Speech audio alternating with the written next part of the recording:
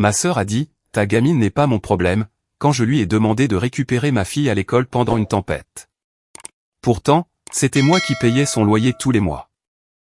J'ai simplement souri, et j'ai répondu, tu as raison, et je ne suis plus ta propriétaire. 30 minutes plus tard, mon téléphone s'est mis à sonner, comme si son appartement en dépendait. Le chêne faisait 18 mètres de haut. Il était couché en travers du toit d'une maison, sur Balin Street. Sa cime reposait dans le jardin de devant, et sa motte de racines avait été arrachée du sol, comme une dent déracinée. Les racines retenaient un disque de boue et d'argile de près de 2 mètres de large. Ce disque était toujours attaché au tronc. Le tronc, lui, reposait sur la poutre faîtière d'une maison de style colonial à 2 étages. À l'intérieur de la maison, au premier étage, 2 enfants se trouvaient dans une chambre. La porte était bloquée par une branche, qui avait transpercé le plafond, et coincé une bibliothèque contre le chambranle. J'étais à 12 mètres de haut, dans un harnais, avec une tronçonneuse style MS 261 en acier entre les mains. La pluie ruisselait sur mon casque, et s'infiltrait dans le col de ma veste d'élagage. Le vent soufflait en rafale, atteignant les 67 km/h. Ma chef d'équipe, Odette Riva, était au sol et gérait la ligne de gréage. 2 de mes grimpeurs se trouvaient de l'autre côté de la cime. Ils sectionnaient les branches latérales, pour que je puisse avancer vers le tronc principal, sans que le poids ne se déséquilibre. Nous étions sur ce toit depuis 2 heures. Les enfants étaient coincés à l'intérieur depuis 3 heures. Leur mère était dans l'allée, en peignoir, pieds nus. Elle avait cessé de pleurer depuis 40 minutes, car son corps avait épuisé la substance chimique spécifique, qui produit des larmes sous une terreur prolongée. Et maintenant, elle se tenait simplement sous la pluie, nous regardant dégager sa maison, branche par branche. Mon téléphone a vibré dans ma poche de poitrine à 15h45. Je ne pouvais pas répondre. Je tenais une tronçonneuse en marche, à 11 mètres au-dessus d'une structure de toit endommagée. Avec 2 enfants derrière une porte bloquée, une mère en peignoir, et une tempête qui n'était pas finie. Odette a vu l'écran s'allumer à travers ma veste. Elle a crié, « Céline, c'est l'école d'Azel. » Azel a 8 ans. Elle était censée être récupérée à 15h30. La tempête avait forcé le programme parascolaire à fermer plus tôt. Madame Hendricks, son institutrice de CE1, avait appelé pour dire qu'elle restait plus tard avec Azel, dans sa voiture sur le parking. Mais elle ne pouvait pas attendre au-delà de 17h, car elle avait ses propres enfants à ramener chez elle. Je ne pouvais pas partir. Le chêne pesait sur 2 enfants. Ma fille était sur un parking. J'avais besoin de quelqu'un, pour faire 8 minutes de route jusqu'à l'école primaire de Westbury, récupérer ma fille, la ramener à la maison, et la garder en sécurité.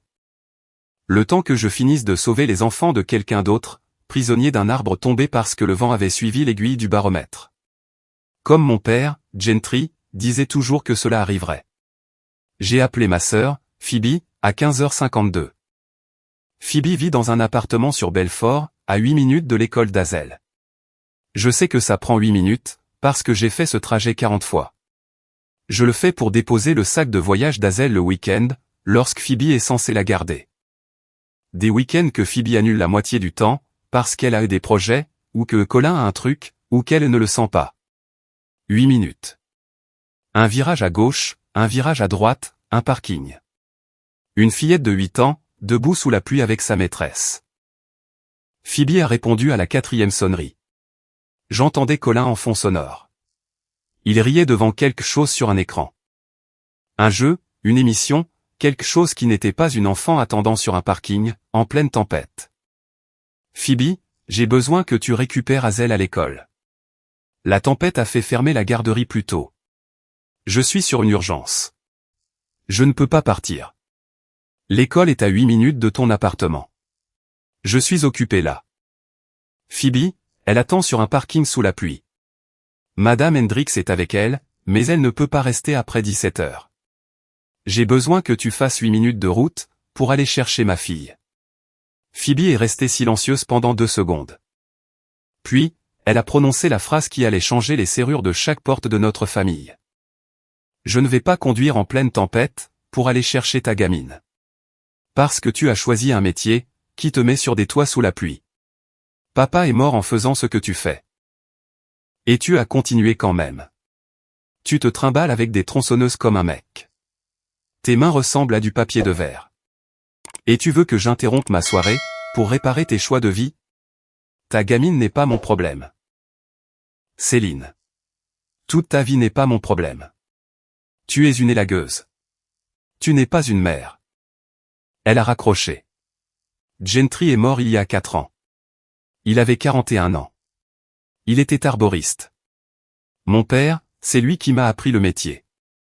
Il est tombé d'un tulipier de Virginie, lors d'un coup de vent, sur un chantier à Bel-Air. Sa corde d'escalade a tenu, mais l'ancrage de la branche a cédé. Il a fait une chute de près de 10 mètres sur un contrefort de racines. L'impact lui a brisé le dos à 2 endroits. Il est mort à l'hôpital 11 heures plus tard, ma main dans la sienne. Et le baromètre, à la maison, indiquait 985 hectopascales. C'était la pression qui se maintenait, quand le vent l'a emporté. Le baromètre est accroché au mur, près de ma porte d'entrée. Cadran en laiton, fond en acajou. Gentry le tapotait tous les matins à 5 heures, avant de partir travailler. Si l'aiguille baisse, le vent suit. Hazel a commencé à le tapoter à l'âge de 5 ans. Elle ne se souvient pas très bien de Gentry. Elle se souvient du tapotement. Elle se souvient de s'être mise sur la pointe des pieds, et d'avoir pressé son doigt contre le verre, comme le faisait son grand-père. Ce rituel n'est pas à propos de l'aiguille. Il s'agit du matin. Il s'agit de vérifier le ciel, avant de s'y aventurer. Phoebe venait de me dire que je n'étais pas une mère. Elle l'a dit, alors que j'étais à 12 mètres dans les airs, poursuivant le métier qui a tué notre père. Elle l'a dit, alors que ma fille attendait sur un parking, à 8 minutes de son canapé. Elle l'a dit, pendant que Colin riait devant un écran. J'ai remis le téléphone dans ma poche de poitrine. J'ai resserré ma prise sur l'acier. J'ai regardé en bas, vers le toit. Le tronc appuyait sur la poutre faîtière, et la poutre tenait bon, mais elle pliait. Et la fenêtre de la chambre au premier étage, laissait entrevoir un petit visage. Un enfant qui regardait à travers la vitre, la femme dans le harnais avec la tronçonneuse. Et le visage de cet enfant, avait la même taille que celui de ma fille, et se trouvait à la même distance de la sécurité. J'ai terminé la coupe. Le tronc principal a été sectionné à 16h40. Odette a descendu les morceaux avec les cordages. Les pompiers ont forcé la porte de la chambre à 17h15. Les 2 enfants sont sortis. La mère, en peignoir, les a serrés dans ses bras, dans l'allée, sous la pluie. Elle les serrait comme on tient quelque chose, qui a failli tomber et qui ne l'a pas fait. J'ai appelé Madame Hendricks à 17h20. Elle était toujours sur le parking. Hazel était assise sur la banquette arrière de sa Corolla, faisant ses devoirs à la lumière du plafonnier. Parce qu'Hazel fait ses devoirs quand elle attend, de la même manière que les autres enfants jouent à des jeux. Parce que les devoirs sont la chose qu'elle peut contrôler, quand les choses qu'elle ne peut pas contrôler sont la pluie, le vent, une mer à 12 mètres dans les airs, et une famille qui refuse de faire 8 minutes de route. Madame Hendricks, je suis vraiment désolé. J'arrive. Je serai là pour 18h. Prenez votre temps, mademoiselle Garrick. Hazel va bien. Elle fait ses mathématiques. Elle m'a dit que vous étiez en train de sauver une maison. J'essaie. Elle est fière de vous. Elle me l'a dit 3 fois. J'ai récupéré Hazel à 18h10. Le trajet entre le chantier de Balin Street et l'école primaire de Westbury a duré 32 minutes. 3 carrefours étaient inondés. J'ai dû faire un détour par Meyerland. Là-bas, les fossés de drainage débordaient, et l'eau montait jusqu'au passage de roue de mon pick-up. J'ai roulé à travers, parce que c'est ce qu'on fait quand sa fille est sur un parking. Et que sa sœur est sur un canapé. Que son père est mort. Que le baromètre est à 988 hectopascales. Et que personne dans sa famille ne fera 8 minutes de route, à part soi, même s'il faut en faire 32. Madame Hendricks était garée sous l'auvent, près de l'entrée principale. Sa Corolla était la seule voiture sur le parking. Les lumières de l'école étaient éteintes, à l'exception du bureau. Celui-ci est équipé d'un détecteur de mouvement, qui reste allumé quand quelqu'un passe devant la fenêtre toutes les 20 minutes. Et c'est ce que Madame Hendricks avait fait. Passer devant la fenêtre du bureau toutes les 20 minutes, pour garder la lumière allumée, afin qu'Hazel ne reste pas dans l'obscurité totale. Hazel était sur la banquette arrière, avec son sac à dos. Son manteau était zippé jusqu'au menton. Sa fiche de maths était terminée, et son manuel de science était ouvert au chapitre sur les systèmes météorologiques. Elle tenait le porte-clés baromètre dans sa main gauche. Elle frottait le disque en acajou avec son pouce.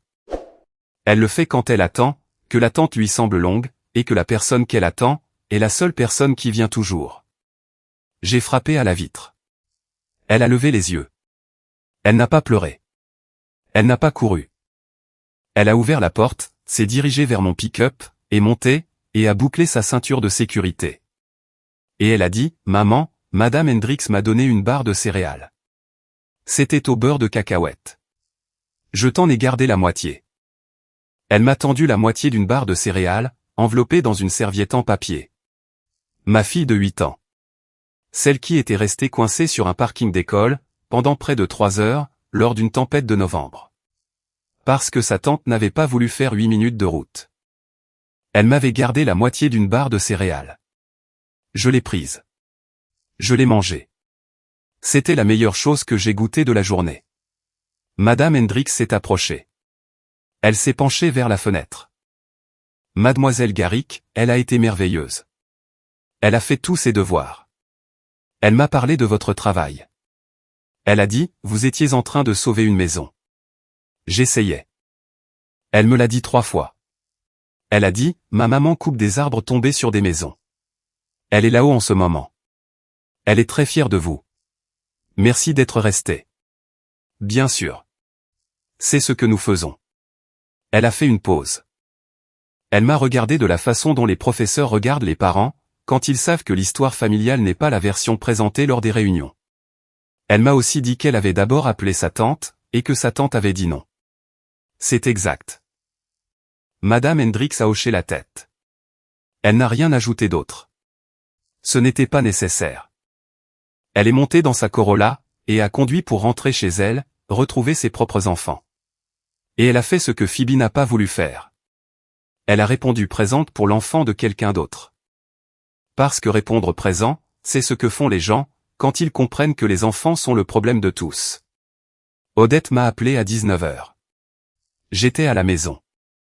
Hazel mangeait de la soupe à la table de la cuisine. Le baromètre au mur indiquait 988 hectopascales. La tempête pesait toujours sur la ville, comme une main appuyant sur une poitrine.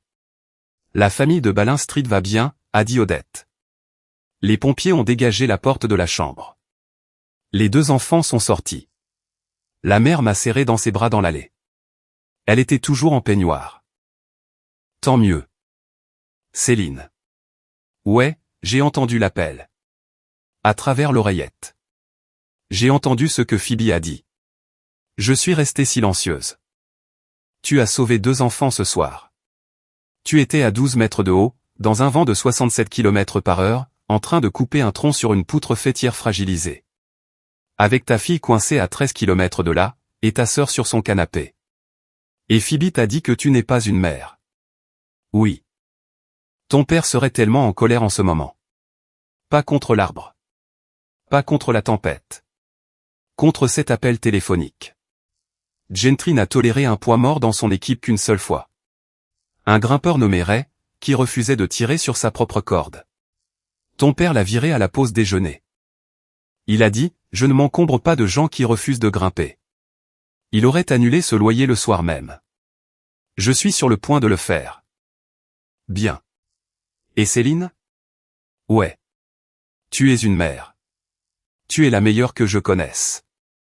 Ne laisse pas une femme, qui a refusé de conduire 8 minutes, te dire le contraire.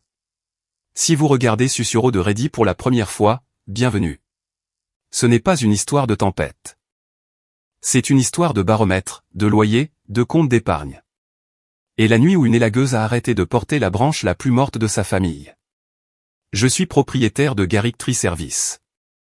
Arboriculture résidentielle et commerciale, abattage, élagage, dégâts causés par les tempêtes, dessouchage, intervention d'urgence. Je grimpe depuis l'âge de 19 ans. C'est à ce moment-là que Gentry m'a mis un harnais, et m'a dit, l'arbre te dit où couper. Ton travail, c'est d'écouter. Je l'ai écouté sous ses ordres pendant 12 ans. Et j'ai écouté sans lui pendant 4 ans. Et les arbres me disent toujours où se trouve le poids, où se trouve la faiblesse, et où doit être la coupe. pour que la structure entière ne s'effondre pas sur quelque chose qu'elle ne devrait pas toucher. La famille est un arbre. Phoebe est la branche morte que je porte depuis longtemps. Quand Hazel avait 2 ans, j'ai repris le travail 3 mois après la mort de Gentry. J'ai demandé à Phoebe de garder Hazel, les mardis et jeudis, pendant que je dirigeais les chantiers de l'équipe du matin. Phoebe a répondu, « Je ne suis pas une babysitter, Céline. Débrouille-toi. » Je me suis débrouillé. J'ai embauché une femme de l'église, nommée Madame Cortez, à 15 € de l'heure. C'était 120 € par semaine. De la part d'une femme, dont le mari venait de mourir, et dont les seuls revenus étaient une tronçonneuse et les mensualités d'un pick-up. Quand Hazel avait 4 ans, elle a eu 39,4 de fièvre un mercredi après-midi. J'étais sur un chantier à Tanglewood, pour abattre un chêne étoilé mort, qui penchait au-dessus d'une ligne électrique. Je ne pouvais pas partir. J'ai appelé Phoebe. Elle a dit, emmène-la aux urgences. J'ai répondu, je suis dans un arbre. J'ai besoin que tu la récupères à la crèche. Elle a dit, j'ai des trucs prévus. Ses projets étaient une pédicure, dans un salon sur Westmeer. Je le sais, parce qu'elle a posté la photo à 16h15 avec la légende, les mercredis bien-être. Le bien-être. Alors que ma fille de 4 ans brûlait à 39,4 de fièvre dans une crèche, attendant que quelqu'un vienne. Quand Hazel avait 6 ans, la cérémonie commémorative de Gentry a eu lieu au cimetière, pour le 2e anniversaire de sa mort.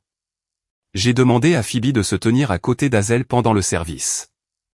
Je prononçais l'éloge funèbre, et je ne pouvais pas tenir le microphone et ma fille en même temps. Phoebe s'est tenue à 1 mètre d'Hazel. Pas à côté d'elle, mais une rangée derrière, sur son téléphone. Hazel est restée seule devant la pierre tombale de son grand-père. Dans une robe qu'elle avait choisie elle-même. Bleu marine avec des boutons blancs. Tenant le porte-clés baromètre dans sa main gauche. Elle se tenait seule, parce que sa tante était à 1 mètre d'elle, mais à 1000 lieues de là. Quand Hazel avait 7 ans et a commencé son CE1, Madame Hendricks m'a convoqué pour une réunion de parents. Elle a dit, Hazel a écrit une rédaction sur sa famille. Elle vous a cité, ainsi que Papy Gentry, et le baromètre. Elle n'a cité personne d'autre. Madame Hendricks m'a regardé avec l'expression spécifique d'une enseignante, qui a vu 1000 arbres généalogiques dessinés par 1000 enfants. Elle connaissait la différence entre un arbre avec des branches, et un arbre avec un seul tronc. Est-ce qu'Hazel est proche de sa famille élargie? J'ai répondu, Hazel est proche des personnes qui sont présentes. Madame Hendricks a hoché la tête. Elle n'a pas écrit cela dans son rapport. Elle a écrit, Hazel a un attachement sécurisant avec la personne qui s'occupe principalement d'elle. Dans le jargon des enseignants, cela signifie, cet enfant a une mère. Cette mère est suffisante. Et le reste de l'arbre, c'est du bois mort. Donna n'a jamais posé de questions à Hazel sur l'école. Elle n'a jamais assisté à un spectacle, à une réunion parents-professeurs, ou à une foire scientifique. Elle est venue à une fête d'anniversaire quand Hazel a eu 5 ans. Elle a apporté un sac cadeau, avec une peluche qui avait le mauvais nom sur l'étiquette. C'était un cadeau recyclé, provenant d'une bourse d'échange de l'église, et Donna n'avait pas pris la peine d'enlever l'autocollant d'origine. Phoebe est venue à 0 fête d'anniversaire. Elle a envoyé 0 carte d'anniversaire. Elle n'a offert aucun cadeau.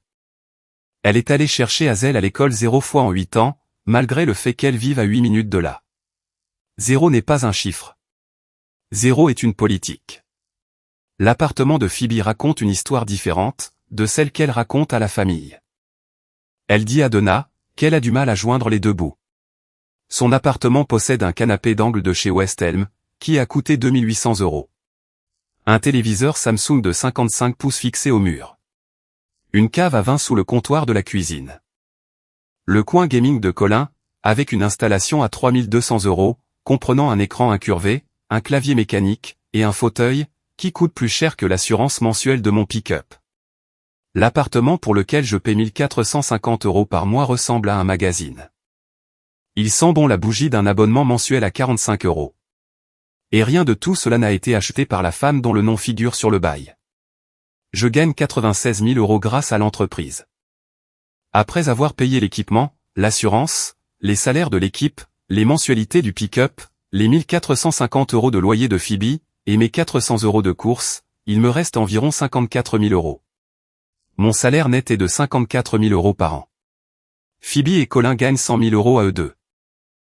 Ils ne paient ni loyer, ni courses. Ils gardent chaque euro qu'ils gagnent, moins les impôts et les bougies. Je travaille dans les arbres pendant les tempêtes. Phoebe travaille à un bureau climatisé. Mes mains ressemblent à du papier de verre, parce que je tiens des tronçonneuses pour gagner ma vie. Ses mains ressemblent à celles d'un magazine, parce que je paie son loyer pour gagner ma vie. Abonnez-vous à Susuro de Ready, si vous savez ce que ça fait, de porter le fardeau de quelqu'un d'autre, tout en étant suspendu à sa propre corde. Le paiement du loyer a commencé en janvier 2023. Il y a 3 ans, Phoebe avait quitté la maison de Donna après une dispute à propos de la vaisselle. C'est le nom que donne Phoebe à un désaccord mineur, qui devient une raison de partir. Et un désaccord plus important devient la facture de quelqu'un d'autre. Elle m'a appelé un mercredi soir. Céline, j'ai trouvé un appartement sur Belfort. Il est parfait. J'ai juste besoin d'aide pour le premier mois, et la caution. Le premier mois était de 1 450 €. La caution était de 1 450 €. J'ai payé les deux. Puis j'ai payé le deuxième mois, puis le troisième. Ensuite, le prélèvement automatique a été mis en place. Le paiement a été débité de mon compte le premier de chaque mois pendant 36 mois. Sans interruption, sans remerciement, sans un seul SMS qui disait le merci ou je commencerai à payer le mois prochain, ou j'apprécie ce que tu fais. 1 450 multiplié par 36, 52 200 €. Le coût de l'indépendance de ma sœur.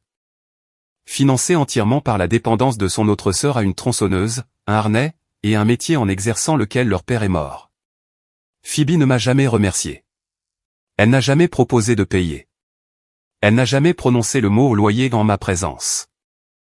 Car, prononcer ce mot exigerait de reconnaître que l'appartement qu'elle affiche sur Instagram, avec la légende ma paix, mon espace, n'est pas son espace. C'est le mien. Ma carte, mon prélèvement automatique. Mes 1 450 € quittant mon compte le premier de chaque mois. Tandis que le salaire de 48 000 € de Phoebe sert à payer des brunchs, des manucures, et une box d'abonnement pour des bougies à 45 € par mois. Chose que je sais, car l'abonnement apparaît sur son activité Venmo. Elle ignore que je peux le voir. Colin a emménagé il y a 14 mois. Il gagne 52 000 € dans le support informatique. Il ne paie pas de loyer, pas de facture, pas de courses. Ces 52 000 € servent à payer un équipement de jeu à 3 200 €.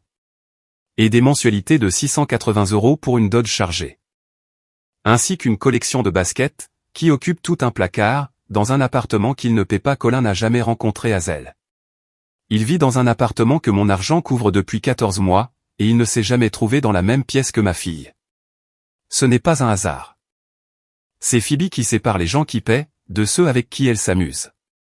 Donna me prend 400 € par mois, pour les courses et l'entretien de la maison. Elle a mis ça en place quand Gentry est mort, en disant « J'ai besoin d'aide pour la maison, maintenant que ton père n'est plus là. » J'ai accepté. Parce que mon père était mort, que ma mère était seule, et que le baromètre sur son mur avait cessé de fonctionner, parce que plus personne ne le tapotait. J'ai envoyé les 400 € tous les mois. Les relevés bancaires de Donna, que j'ai consultés en octobre, lorsque les chiffres ont cessé d'avoir du sens, montrent que 350 des 400 € sont transférés sur le Venmo de Phoebe, dans les 48 heures.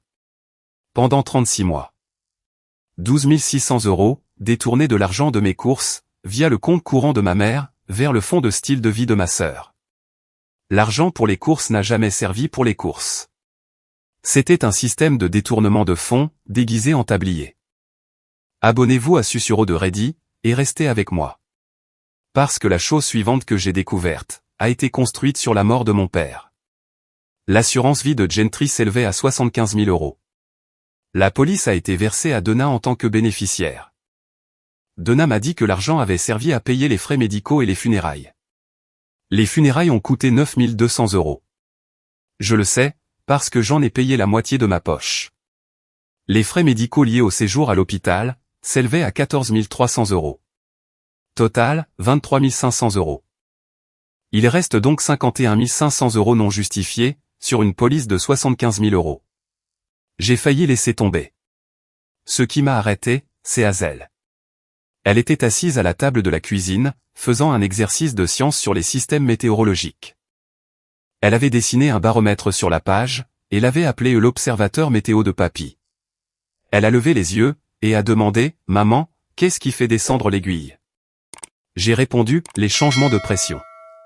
Quand une tempête approche, la pression atmosphérique baisse. » Elle a demandé, « Et quand la tempête est passée ?» J'ai répondu, « L'aiguille remonte. » Elle s'est remise à son exercice, et je suis retourné à l'examen des relevés bancaires. J'ai trouvé les virements, dans l'historique du compte de Donna. 48 000 €, transférés du compte courant de Donna vers celui de Phoebe. Dispersés en 4 paiements, entre mars et septembre 2022. 15 000 € pour la caution de l'appartement, et les 3 premiers mois de loyer. 12 000 € pour l'ameublement. 8 000 € pour la compte de la Nissan Altima, que Phoebe conduit pour aller à ses brunchs et à ses rendez-vous pour les ongles. Et 13 000 €, étiquetés fonds pour un nouveau départ. C'est une étiquette qui sonne comme de l'indépendance. Mais, en réalité, c'est une prime de séparation de la famille d'un homme décédé, donnée à la fille qui n'a pas poursuivi son métier. Elle a dépensé cet argent, pour une vie qu'elle affiche sur Instagram, comme si elle l'avait construite elle-même. L'appartement dans lequel vit Phoebe, celui pour lequel je paie 1 450 € par mois, a été établi avec 48 000 € de l'assurance vie de Gentry. L'argent de la mort de mon père a construit le foyer dans lequel ma sœur vit sans payer de loyer, tout en se moquant de la profession qui l'a tuée. Elle me traite d'élagueuse. Elle dit que mes mains ressemblent à du papier de verre. Elle dit, « Papa est mort en faisant ce que tu fais », alors qu'elle vit dans un appartement qui existe parce que papa est mort. J'ai failli appeler Donna ce soir-là. Lui lire chaque date de transfert, et chaque montant. Et lui demander de m'expliquer, comment 75 000 € d'assurance vie, étaient devenus 48 000 € sur le compte de Phoebe. Pendant que je payais la moitié des funérailles, faisais des heures supplémentaires, et coupais des arbres morts en janvier pour 800 € chacun, afin de payer la garderie d'Hazel. Ce qui m'a arrêté, c'est le baromètre. L'aiguille. 988 hectopascales. Pression de tempête. La voix de Gentry. Si l'aiguille baisse, le vent suit. Le vent était déjà à l'intérieur de la maison. Je n'avais pas besoin d'en faire entrer davantage, par le biais d'un appel téléphonique. Je devais attendre que l'œil du cyclone passe, puis agir. Et le compte d'épargne. L'épargne de Phoebe chez Chase.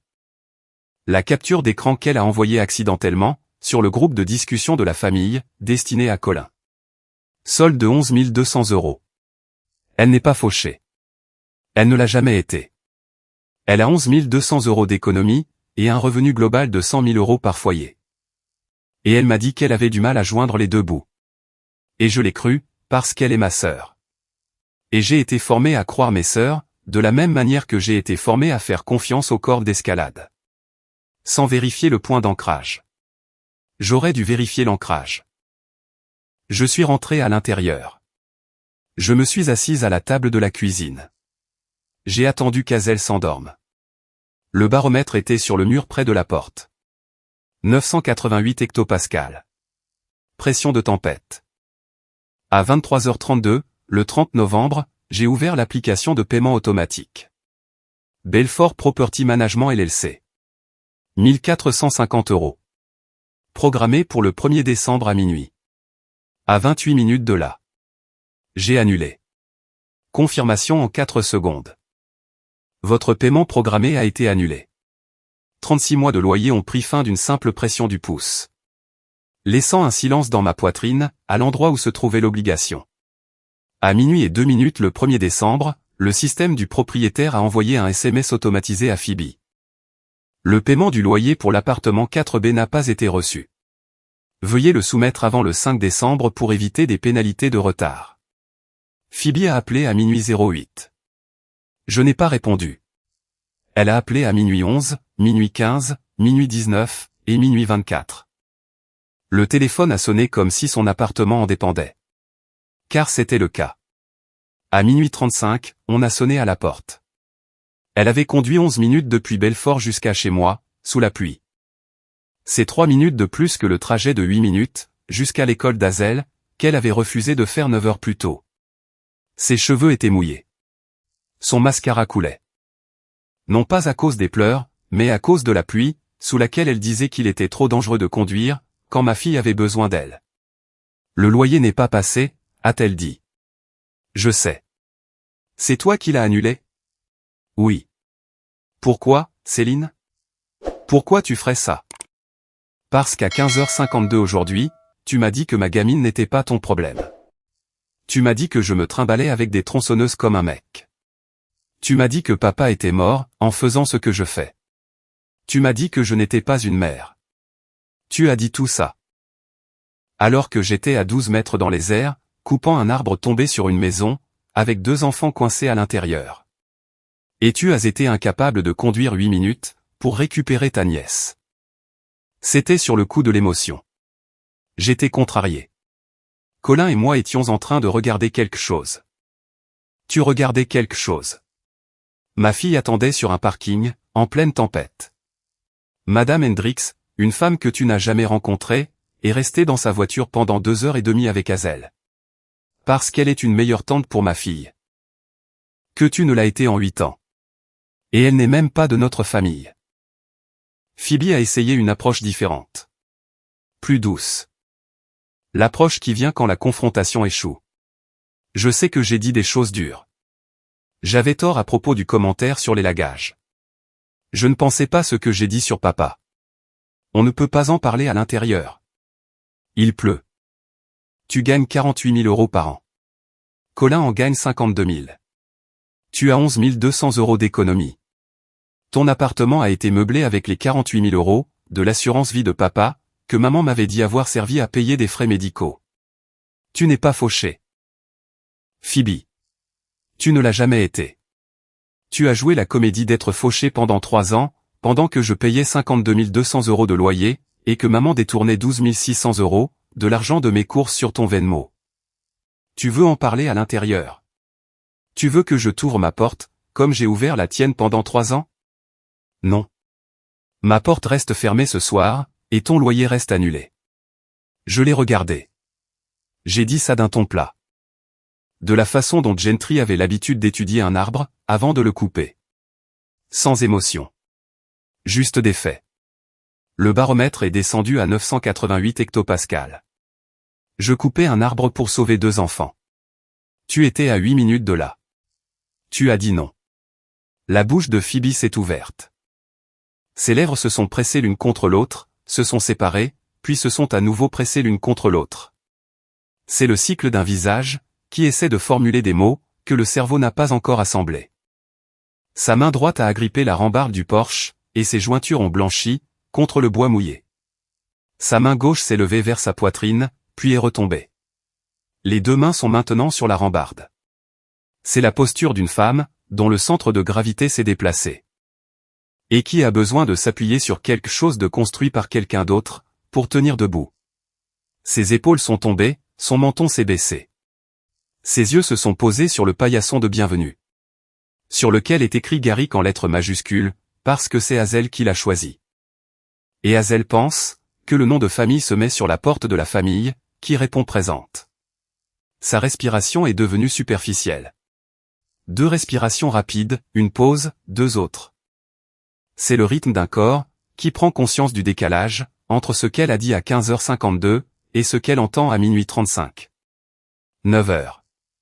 C'est le temps qu'Hazel a passé à attendre, sur un parking, puis dans la voiture d'une enseignante, puis dans mon pick-up, puis dans ma cuisine. Avant que le monde ne semble à nouveau normal. J'ai failli la laisser entrer. La pluie était froide. C'était ma sœur. Et elle se tenait en tongs sur le béton mouillé. Une part de moi. Celle qui avait payé, soutenu, grimpé et tenu bon pendant 36 mois. Cette part de moi, voulait ouvrir la porte et dire, viens à l'intérieur, et on va s'arranger. Ce qui m'a arrêté, c'est le porte-clés baromètre, accroché au crochet près de la porte. Le porte-clés d'Hazel. Le disque d'acajou, provenant du cadre brisé de Gentry. C'est un morceau de l'instrument qu'il tapotait chaque matin, avant de grimper dans un arbre, et de ne jamais en redescendre. Phoebe s'est moquée de cet instrument. Elle s'est moquée du métier auquel il appartenait. Elle s'est moquée de l'homme qui le tapotait. Et la voilà debout sur le porche de la femme qui en a hérité. Et qui demandait à être réadmise, dans un bâtiment qu'elle n'avait pas payé. J'ai besoin de cet appartement, Céline. Alors paie-le. J'ai fermé la porte. Phoebe est restée sur le porche pendant 6 minutes.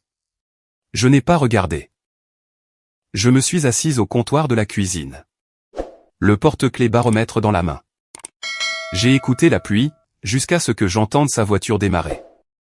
Que ses phares balaient la fenêtre de devant. Et le bruit des pneus sur l'asphalte mouillé, qui s'éloignait. À 1h15, Donna a appelé. J'ai répondu. Parce que Donna est ma mère. Et même à 1h15 du matin, après la pire nuit de l'année, je réponds aux appels de ma mère. C'est la différence entre moi et Phoebe. Moi, je réponds présente. Céline, Phoebe vient de débarquer chez moi en larmes. Elle dit que tu as annulé le loyer. Elle dit que tu l'as laissé à la porte. Je ne l'ai pas laissé à la porte. J'ai annulé le prélèvement automatique. La porte s'ouvre toujours. Maman, elle doit juste payer pour qu'elle reste ouverte. Elle ne peut pas se payer cet appartement toute seule. Elle gagne 48 000 €. Colin gagne 52 000 €. Ils ont 11 200 € d'économie. Elle peut se le permettre. Elle a juste choisi de ne pas le faire. Ces économies, c'est pour les urgences. Ça, c'est l'urgence, maman. Et tant qu'on est sur le sujet. Les 400 € que je t'envoie chaque mois pour les courses. 350 vont sur le Venmo de Phoebe, dans les 48 heures. J'ai les relevés. 3 ans, 12 600 €. L'argent pour les courses, n'a jamais servi pour les courses. 5 secondes de silence. Puis Donna a prononcé la phrase, qui m'a dit tout ce que j'avais besoin de savoir, sur la fille qu'elle protégeait. Phoebe a plus besoin d'aide que toi. Elle en a toujours eu besoin. Tu as tes arbres, ton pick-up et ton équipe. Phoebe n'a rien. Phoebe a 48 000 € de l'argent de l'assurance vie de papa.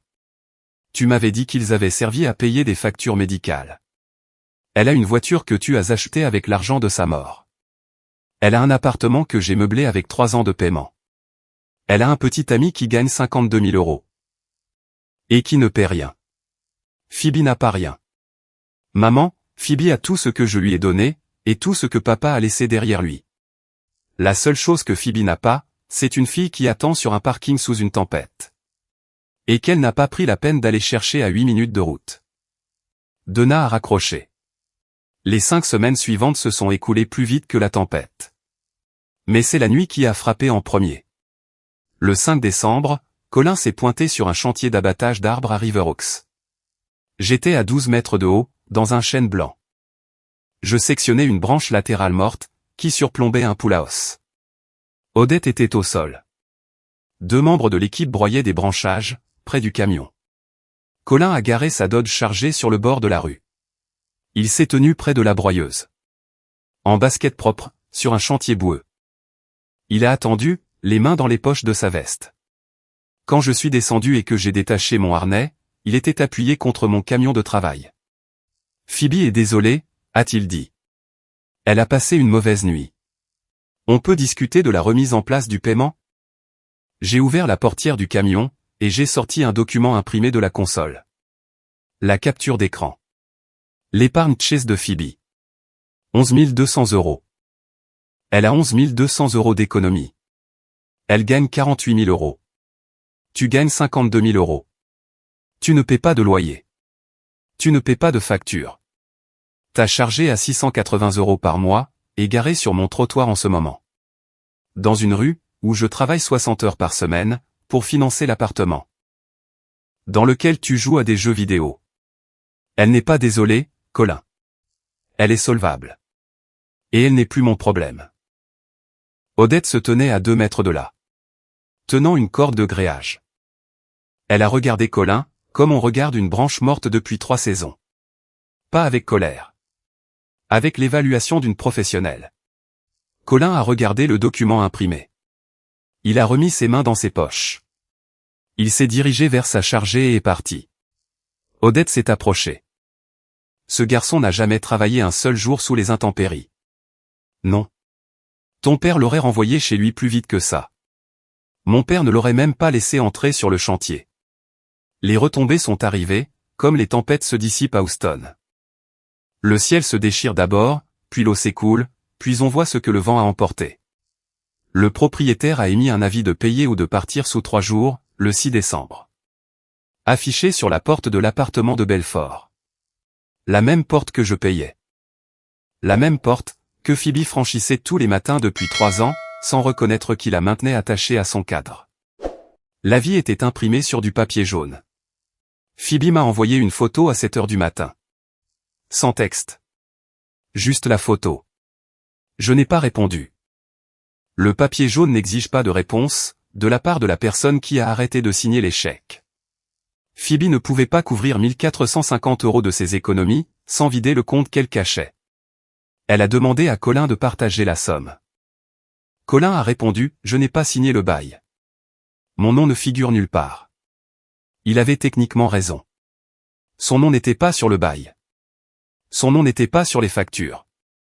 Son nom figurait sur le paiement d'une Dodge chargée, à 680 € par mois. Sur un compte de récompense GameStop, et sur une application d'authentification de basket. Rien d'autre. Colin est un homme qui occupe un espace, sans signer pour l'avoir. Il le fait depuis 14 mois. Dans un appartement financé par une femme, qui grimpe aux arbres pendant les tempêtes. Pour que sa sœur puisse s'asseoir sur un canapé d'angle de chez West Elm, et dire « Ta gamine n'est pas mon problème ».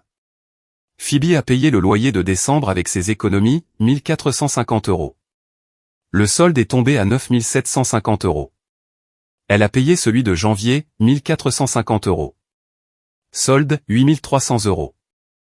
Février est arrivé, et le calcul s'est imposé à elle. Le loyer de 1450 €. L'assurance auto de 400 €. Les 320 € de facture que je couvrais, via un pack lié à mon compte professionnel. Compte que j'ai annulé, la même nuit que le loyer. Ses dépenses mensuelles sans mes subventions, s'élevaient à 2800 €. Son salaire net mensuel après impôt, 3200 €. La marge était de 400 €. 400 € entre la vie qu'elle se donnait en spectacle, et la vie qu'elle pouvait réellement s'offrir. Cette marge ne couvre pas une cave à vin. Cette marge ne couvre pas la chargée de Colin. Cette marge ne couvre pas les « mercredis bien-être ». Elle est retournée vivre chez Donna à la mi-janvier. 6 semaines après la tempête. L'appartement sur Belfort. L'appartement construit avec les 48 000 €, de l'argent de la mort de Gentry. L'appartement meublé avec l'argent de l'assurance d'un homme mort en tombant d'un arbre. L'appartement posté sur Instagram 43 fois, avec des légendes comme ma paix, mon espace, et la maison, c'est là où se trouve le calme. Il était vide à la 3e semaine de janvier. Les clés étaient sur le comptoir de la cuisine de Donna. Colin a déménagé sur le canapé de son frère à Pasadena. Le fauteuil de jeu est parti avec lui. Le canapé d'angle West End ne passait pas par la porte d'entrée de son frère. Il a atterri dans un garde-meuble qui coûte 189 € par mois. Un autre paiement sans aucun plan en vue. Phoebe a supprimé son compte Instagram la semaine où elle a déménagé. 43 posts ont disparu. Les photos de brunch, les visites de l'appartement, les déballages de bougies, les légendes ma paix. Tout s'est volatilisé. Comme la confiance en soi, qui n'a jamais été financée par la personne qui l'affichait. Le 15 décembre, Donna a organisé le repas du dimanche. Je n'y étais pas tante Margot, si. Margot est la sœur aînée de Donna. 67 ans. Professeure d'anglais à la retraite. Elle a l'attention spécifique d'une femme, qui a passé 40 ans à corriger des dissertations. Et elle peut identifier une thèse, qui ne résiste pas aux preuves. Elle a remarqué Phoebe au dîner, avec une valise près de la porte. « Tu t'installes ici maintenant ?» a demandé Margot à Phoebe. Céline a arrêté de m'aider pour l'appartement, a répondu Donna. Margot a posé sa fourchette. Ce son spécifique du métal sur la céramique, qui signale l'arrivée imminente d'une phrase cinglante. Aider ? Céline payait 1450 € par mois pour cet appartement. Pendant 3 ans. 52 200 €. Je pensais que Phoebe était indépendante. La table s'est tue. Donna a attrapé son verre d'eau. Phoebe a fixé son assiette. 2 voisins de Donna, qui avaient été invités pour l'occasion, se sont regardés de l'autre côté du plat de patates douces. Margot n'a pas posé d'autres questions. Elle a repris sa fourchette et a continué à manger. Le silence était la réponse. La fourchette en était la ponctuation. Les virements Zelle de 400 € pour les courses se sont arrêtés le lendemain de la tempête. Je les ai annulés. Donna a appelé une fois. Je n'ai pas répondu. Elle a envoyé un SMS, « Tu abandonnes ta mère ». Je n'abandonne personne. Je redirigeais les ressources. Les 400 € n'étaient pas pour les courses.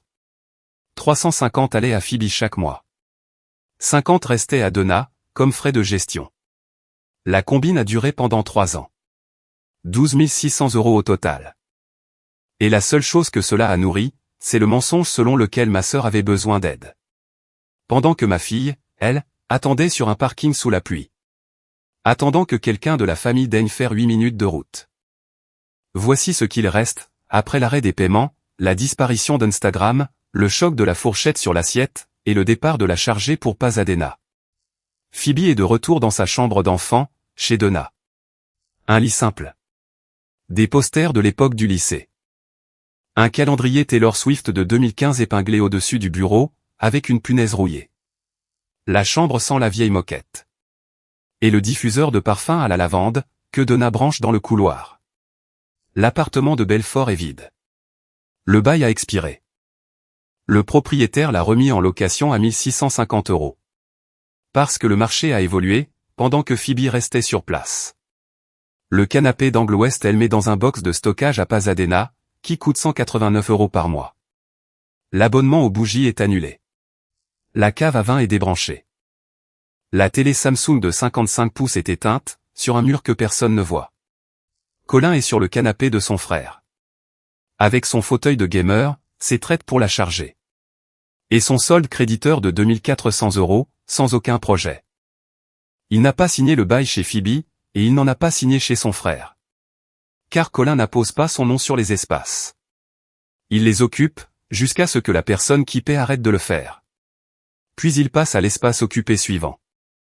Les clés de l'appartement sont sur le comptoir de la cuisine de Donna. À côté d'une salière, et d'une pile de courriers réexpédiés. Pas de baromètre. Le baromètre est chez moi. Il a toujours été chez moi. Car Gentry l'a laissé à la fille qui grimpe, pas à la fille qui regarde. Pas à la mère qui fouille. Mais à la fille qui enfile un harnais, monte, et ne redescend que lorsque le travail est terminé. C'est un samedi matin en février, sur mon porche d'entrée. Le ciel est dégagé. Ce genre de clarté, qui n'arrive qu'après une longue série de tempêtes hivernales. Quand les systèmes de basse pression se sont épuisés et déplacés vers l'est. Et que la crête de haute pression s'installe sur Houston, comme une main qui se lève d'une poitrine.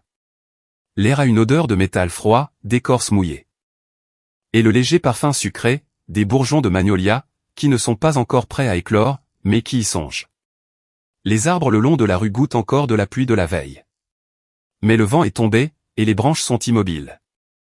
Le ciel est de cette teinte de bleu spécifique, que les arboristes appellent le temps idéal pour grimper. Ce qui veut dire, monte dans l'arbre. L'air te soutiendra. Hazel est sur la balancelle du porche, avec un chocolat chaud. Une guimauve flotte dans sa tasse, qu'elle ne mangera pas, car elle préfère la regarder fondre. Elle porte son manteau ouvert. Le soleil brille, le porche est exposé au sud, et la lumière du matin est assez chaude pour laisser la fermeture éclair baisser. Son sac à dos est à côté d'elle sur la balancelle. Le porte-clés baromètre est accroché à la lanière. Le disque d'acajou accroche la lumière.